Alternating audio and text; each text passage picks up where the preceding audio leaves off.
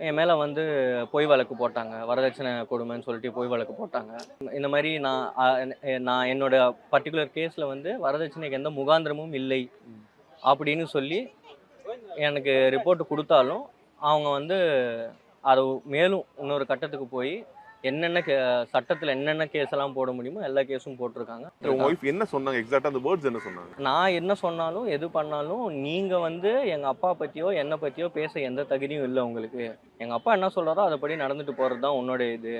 நீ வந்து டிமாண்ட் வைக்கிறதோ, நீ வந்து சட்டம் வைக்கிறதோ, எங்க அப்பா கிட்ட வைக்கிற அளவுக்கு உங்களுக்கோ, உங்க ஃபேமிலிக்கோ எந்த தகுதியும் இல்லை. அப்படின்றா அவ.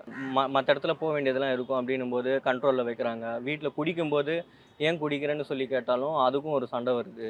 அண்ட் அவங்களுக்கு புடிச்ச மாரி வீட்ல இருக்கணும்னு பார்க்குறாங்க. அவங்க கூட வெளியில போணுன்றாங்க. வீட்டுக்கு 12 மணிக்கு மேல வந்தாலும், எதுவும் கேட்கக்கூடாது அப்படின்றாங்க. பட் ஆனா இன்னொருத்தவங்க வீட்ல இருக்கும்போது அது 100% சாத்தியம் இல்ல இல்லையா?